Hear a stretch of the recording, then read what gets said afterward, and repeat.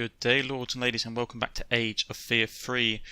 As we dive right back into the campaign, let's not waste about and waste any more time.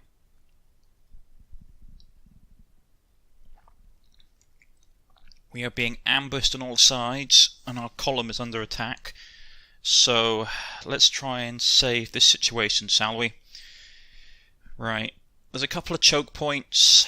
We have trees on either side, which is nice, which means our cleric is protected, and the enemy can't bring their overwhelming advantage in numbers to bear. Corrupted Ents. We've seen these a couple of times before in the past. They're pretty vicious. They don't have the regeneration ability of normal Ents, but they have paralysis, which is just as nasty. Actually, to be honest, for a more aggressive unit, paralysis is what you want because it allows you to stick your opponents. Regeneration is a lot more a defensive ability. Right, we're going to pull our line back a bit and form up around this singular circle here. You can see these 5 trees, the two alive trees and 3 dead trees, and we'll form up around here in a block. So in a protective circle, so we can try and hold off.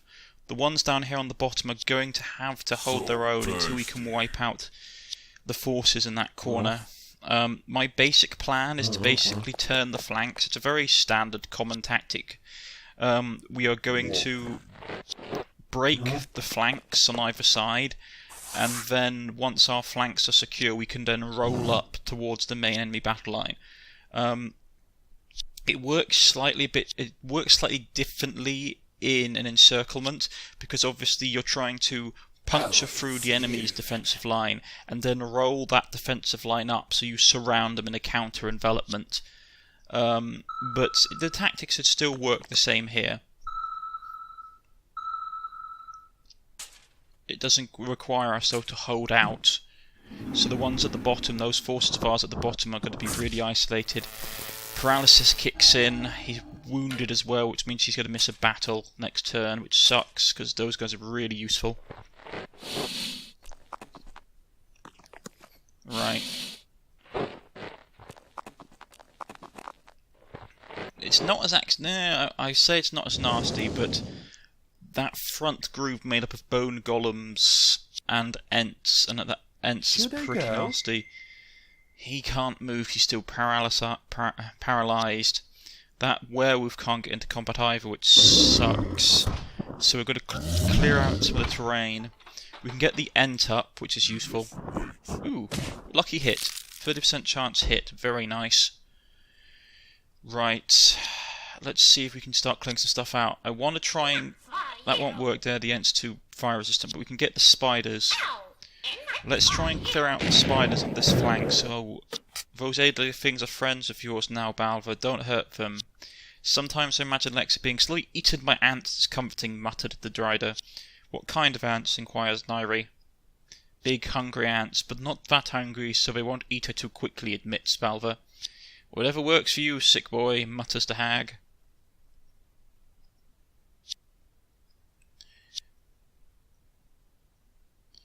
Right, move her back here. My plan is to tighten up, so this is the plan I have, to pull her back here. These two can step in here, which means we'll have a nice long defensive line while it maximises our defensive capacity while at the same time limiting how many numbers they can bring to bear.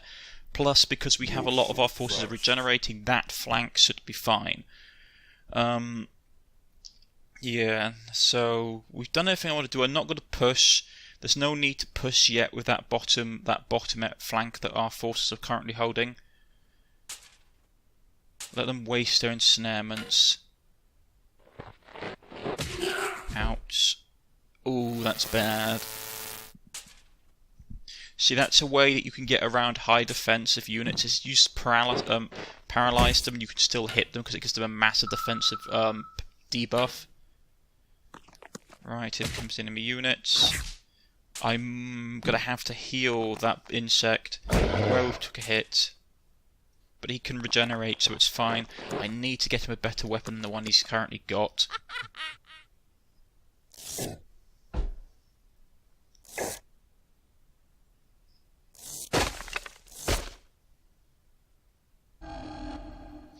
That's not too bad. We hurt the Ent, which is useful. You better heal up the insect. I don't really want to, like, at this point in the game, losing units really hurts.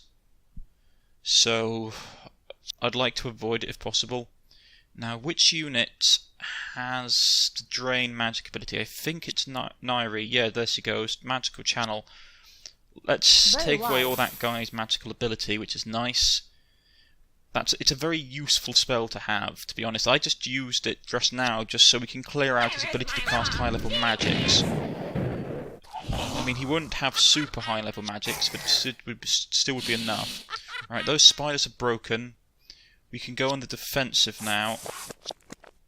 And before you ask, yes, I'd forgotten that there was a spider on the bottom. It completely avoided my notice.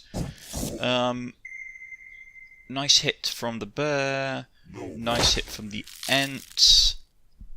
Fortunately, these guys count as constructs, because our Ents have damaged constructs. It's very nice. Right, he's ensnared. Probably what I should have done in hindsight, folks, I should have attacked with the Ents first, because even if they miss, their ensnarl ability gives the enemy a defensive penalty, which means they're more likely to hit. They're targeting my magical units.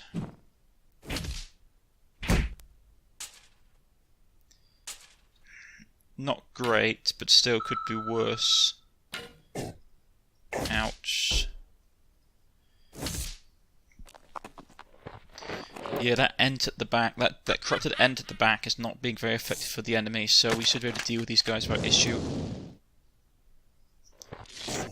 Right, rip him up. Excellent.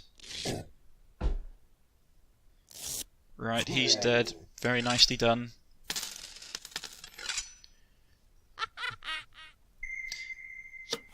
Nairi, I know you're tough, girl, but maybe you should wear some armour. I don't like it. Besides, nature is my protection, declares the dryad. Don't you see, she has no need for high-level armour. Nothing can touch our dryad, not even clothing, declares Balva. Balva, you are a filthy beast, declares the dryad, in shocked horror.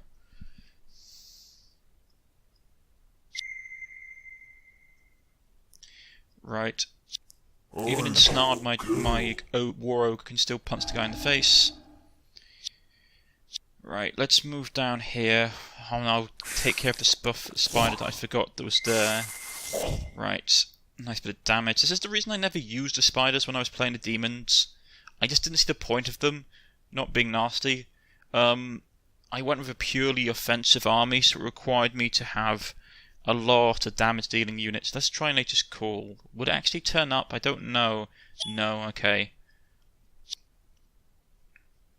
Because we're surrounded, I take it. Right, let's try and hit this mage. Oh, nearly got him. Let's try again. Knowing my luck, we probably won't get the mage. We'll just get the skeleton.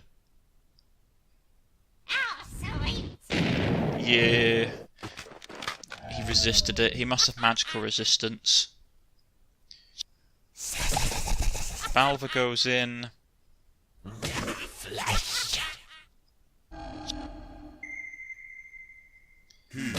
Well, we still got the debuff on him, which is nice. We can send the bear now down here to deal with the Ent.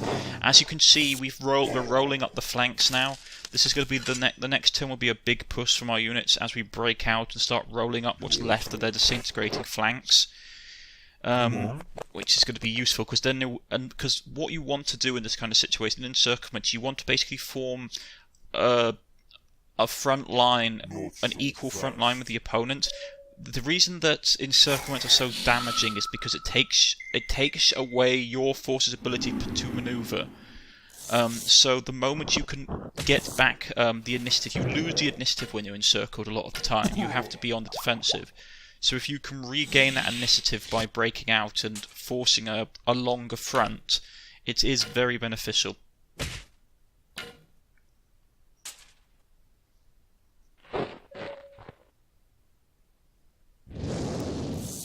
Right, the Ent broke and is running for it.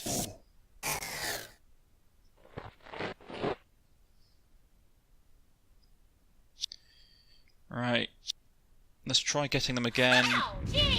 No, he resisted and the spider just missed the spider completely. That sucks. We'll drain all the mage's mana again because I don't want him firing off multiple missiles or something, whatever he has up his sleeve.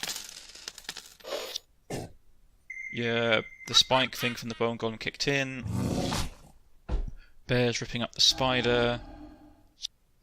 In hindsight, I shouldn't have targeted that guy with the war ogre. I should have literally just gone for the archer if I'd thought about it. Killed off that spider, so we have our two flanks are relatively now secured and we can push up. I'll send the mushroom to attack the spider because he can heal.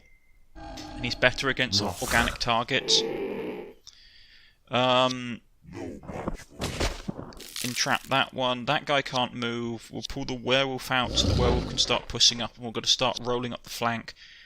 At the same time, we'll launch a counter-attack with our front line and push. This is going to be a general push forward. Right, we're going to kill off that. We'll heal him, the cleric.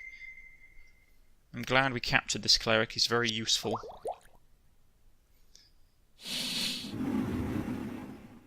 Spider's trying to stop us from advancing. As I suspected, most of the enemy's ranged units will target Balver because he's one of the main heroes, and if he dies, we lose.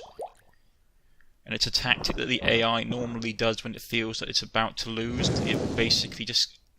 You can always tell how the AI will act as soon as it looks like it's in a losing situation, which is that the AI will predominantly try a Hail Mary pass, which is that it will attempt to throw all its remaining units at a lone hero, just to try and kill it to win.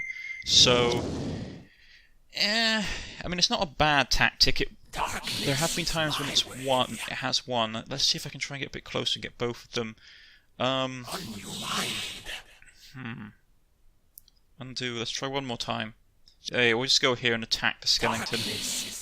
Actually, let's go for the end.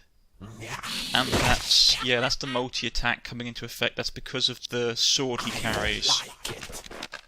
Right. That breaks the Ent.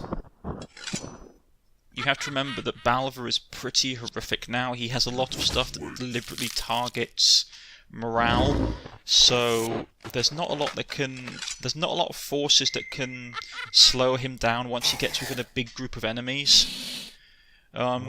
He's actually, to be honest, he's not as powerful as he was, but he's much better crowd controller than he was to some regards. The werewolf Gunther is still not as effective as I'd like him to be, but there's not a lot we can do about that, unless we get him a better weapon. It's just how it is. Right, that's the last area of our flank secure. We'll send the fireball up this way and see if we can kill anybody. Finally that mage goes down. A bit of poison damage, nothing particularly severe. That mushroom, that hit from on the mushroom is a pain because you can't regen from undead. But we can soak up a lot of his experience. To be honest, these vampiric mushrooms, if I think about it, there would be a style that you could play where it would literally just be vampiric mushrooms and Ents and your heroes. Maybe a dire bear or two. But that would be like all you would need, really. I mean, you would have the Ents for like delaying ability. You would attack all the enemies with the parasitic mushrooms because they can heal and steal experience, so they'd level up quickly. And the bear and the heroes would predominantly be your main like damage output. You would send them in to kill the units which would have problems. I mean, if I look at my forces now, and I was being a bit more ruthless, I could probably cull the insects and the human cleric, maybe the other werewolf as well, and just have you could just have the parasitic. You could just have the parasitic mushrooms. You could also replace the parasitic mushrooms and just have werewolves. Like, take everything out besides the Ents, the werewolves, and the bear for your heroes. Because werewolves are massively resistant because they can re-heal. So you could have them as well, I suppose. You could have a force of just Ents, werewolves, and like VIP units such as like the heroes and the war ogre. That would work as well. It's going to end here. Come on.